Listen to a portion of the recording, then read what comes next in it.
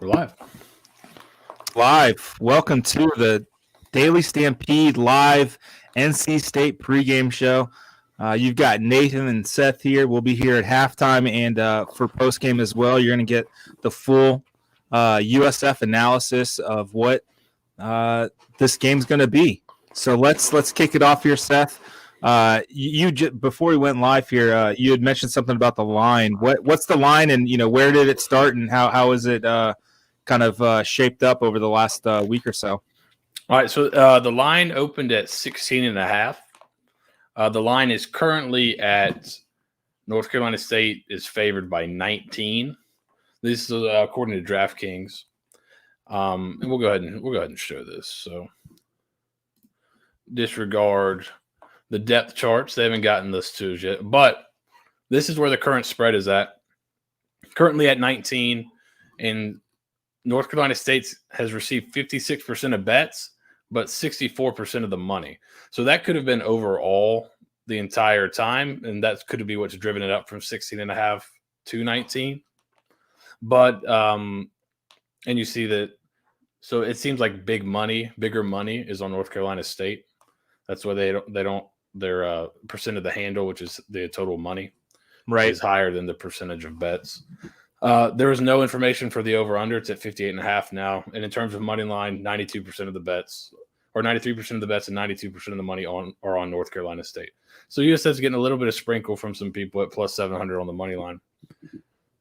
If you were to bet this game, interesting numbers. So I follow a guy, Dave Bartu. He's at CFB Matrix, I think, on Twitter.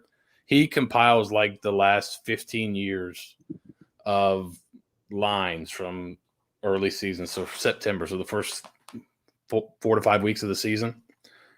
And teams that open as a 16.5 point favorite, which North Carolina State did at home, cover 53% of the time. The away teams, which would be USF and the underdog, cover about 47% of the time. It's pretty similar once it gets to 19, but so interesting. Cover a little bit more than half, so not a real big tendency there. It's kind of really go either way, but a lot of the money, as you can see, a lot of the money is coming in on North Carolina State.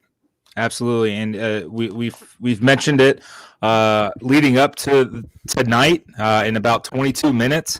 USF in 2020, they were 1-8 overall, but they were 5-4 against the spread. So they were very good at covering the spread, no matter the number. So that if you're wanting to bet on this game, which Lord help you, you probably do actually need help at this point.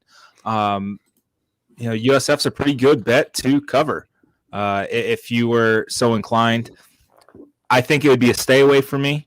I wouldn't bet on this team until this might be like a halftime live line.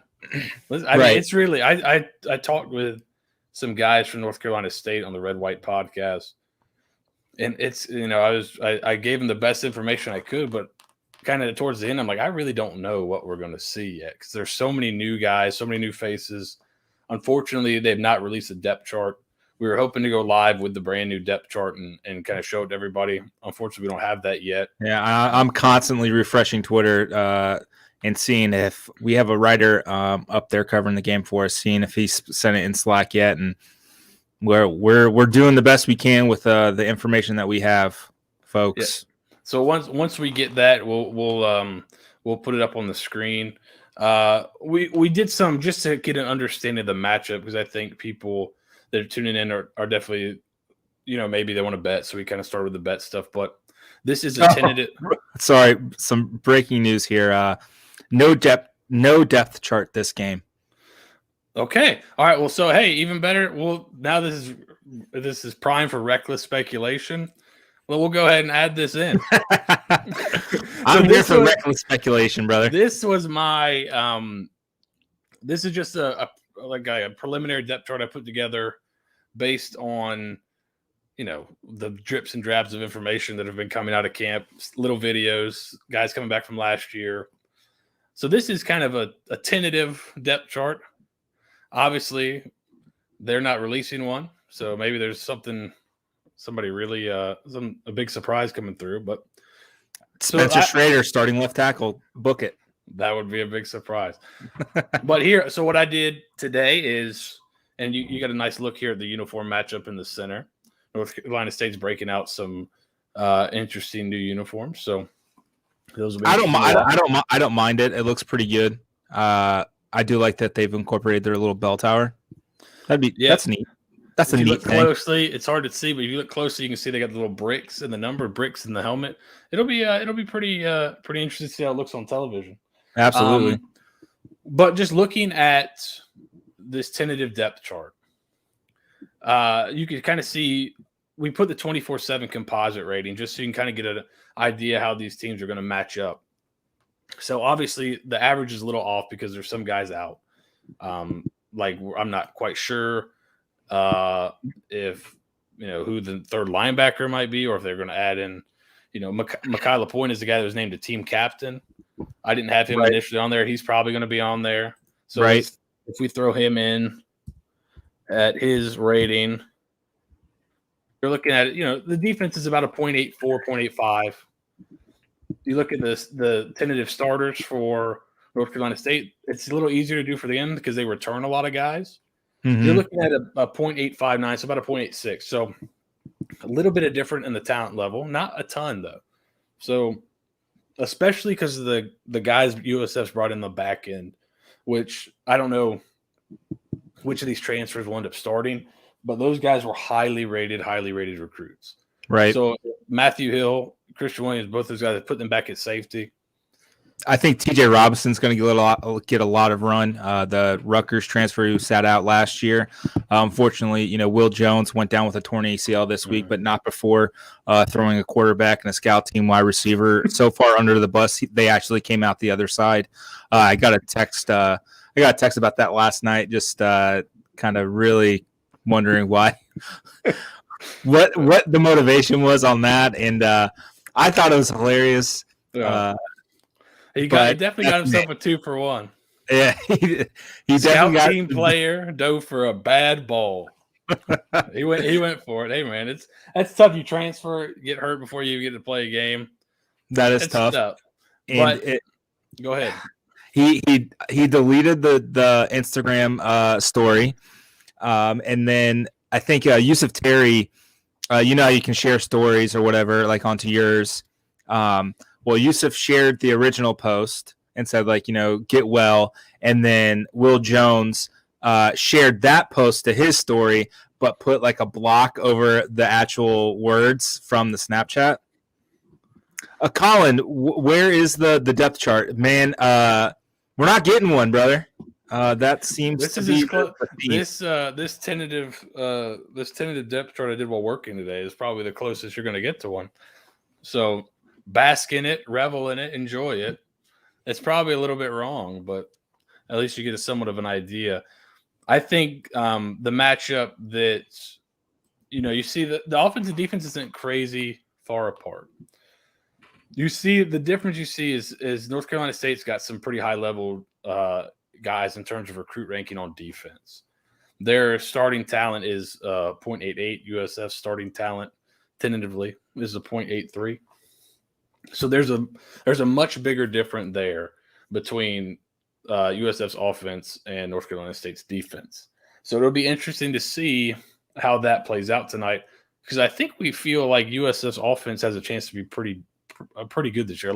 Definitely much improved. Is that how you're feeling going into the season? Yeah, I think so. I mean, completely all around, the team's going to be a lot better. The defense, especially. I hope some of the defensive linemen. We've harped on it. I think this is going to be one of the. If we did a pregame hoodie, boilerplate kind of show here, if we had the three keys to the game, the defensive line would be probably number one or number two behind quarterback play from Cade Fortin, staying healthy and having some success, but. I'm stupid, and I'm such a homer that I think they're actually going to compete. I know who Alex Ruby asking what percent chance we giving USF here. It's not 0. 47% chance to cover, according to the numbers I laid out earlier. Yeah, I'll give you a 47% chance to cover and about a 32% chance to win. Oh, and Kellen Pinkney's out. Great. We're getting more and more. He wasn't on the tentative depth chart, so we're still okay there. But yes, lack of you don't want to get into a battle of depth on the defensive front here. I think the offense versus defense matchup, USF's offense versus North Carolina State, will be an interesting one. I've seen some North Carolina State people kind of wonder about how good their back end's going to be. I think they've had quite a few guys transfer in. If you see, there's some blanks there. Looking at their defensive backfield, returning starters for them, the nickel's a returning starter and the two safeties are returning starters. The corner spot seemed to be up for grabs. They've had some guys transfer in. I think Cheyenne Battle is probably just a lock at one corner position. He started every single game last year, but the opposite of him, they really cycle through a few guys throughout the season. These are the guys that are kind of opposite down here. It's hard to see. Chris Ingram, Derek Pitts, Tayshawn Smith, Aiden White are all pretty decently rated. All Tayshawn Smith's about a 0.85 and above. So pretty good players back there at corner. And then defensive line is another position where they had a transfer, I believe, from Florida State, Corey Durden, who's from the state of Florida. He's competing for one defensive end spot. There's a couple other guys competing there too. Corey Durden. Interesting. Sorry, keep talking. Yeah. As the name rings a bell. Yeah, a former USF player named Kenneth Durden who went to Youngstown State and actually had a few cups of coffee in the NFL with the Titans.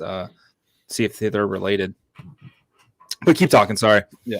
So but as we mentioned during the week on our previous stream and podcast, North Carolina State returns 19 of 22 starters. So there's not a ton of places where they're looking to fill spots.